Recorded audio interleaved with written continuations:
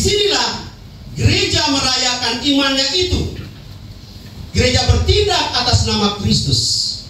Kristus bertindak bersama gereja untuk menghadirkan peristiwa konkret yang terjadi 2000 tahun yang lalu. Jadi peristiwa itu bukan hanya dalam bentuk simbol, tetapi memori. Memori ini bukan hanya jatuh pada kenangan pemikiran, tetapi kenangan yang real, menghadirkan kembali peristiwa yang terjadi 2000 tahun yang lalu. Maka dalam konteks ini, ketika orang mengatakan Ekaristi itu hanya simbol sehingga mereka pakai roti kelapa dan lain-lain, itulah pemahaman mereka. Karena apa? Mereka melepas konteks historis yang real konkret 2000 tahun yang lalu itu. Dan untuk gereja Katolik, dalam Ekaristi, peristiwa yang terjadi bukanlah pengulangan, tetapi menghadirkan secara real. Peristiwa yang real ini akhirnya berpuncak pada Ekaristi.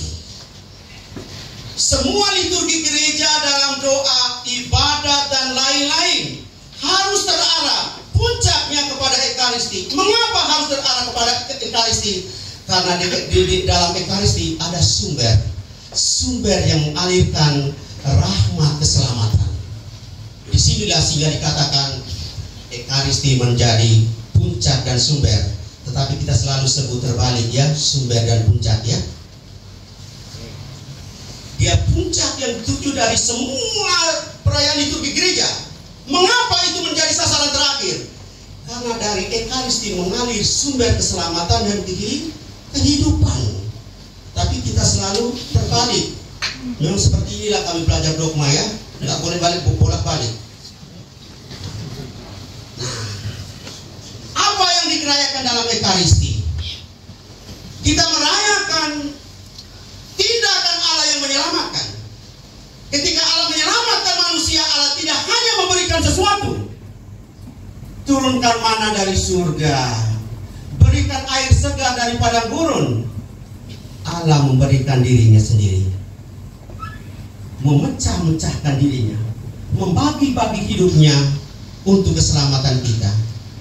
Inti iman yang dirayakan adalah seluruh hidup kita manusia, terutama orang Katolik, yang mengerti itu berasal dari Allah, diterima secara gratis dari Allah, dan Ekaristi harus berbuah dalam hidup. Apa buah Ekaristi? Hidup yang saya terima dari Allah, hidup Allah yang dipecah-pecahkan, itu harus saya pecah-pecahkan kepada umat beriman.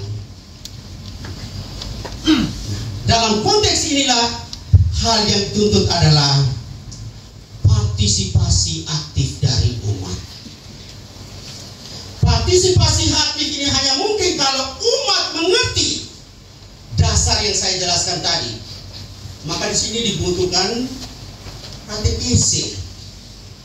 Karena yang kita tahu selama ini dalam liturgi Ekaristi, saya memuji dan memuliakan Allah. Jangan dong. Maka liturgi Ekaristi kudusnya bukanlah perbuatan manusia, melainkan perbuatan Allah. Allah yang hadir dan bertindak untuk menyelamatkan manusia.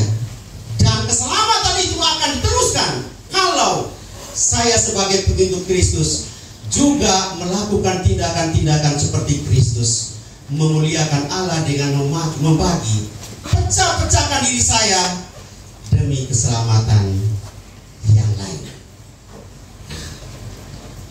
Partisipasi aktif ini selain dalam wujud kehadiran aktif dalam perayaan liturgi gereja, juga terlibat dalam doa dan nyanyian. Nah, kepada kita semua harus saya tegaskan, dalam liturgi gereja lagu-lagu kita sudah diformat sedemikian rupa, tapi kita tidak mengerti, kita bosan, kerap ganti lagu-lagu dengan lagu rohani.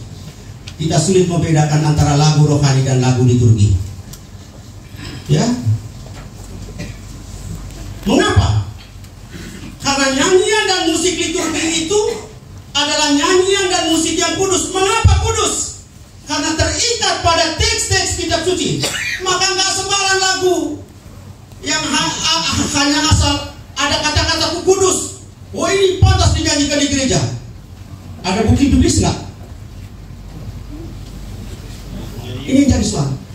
Menjadi nyanyian kudus karena nyanyian itu kata-katanya kata-kata harus terikat pada teks-teks biblis.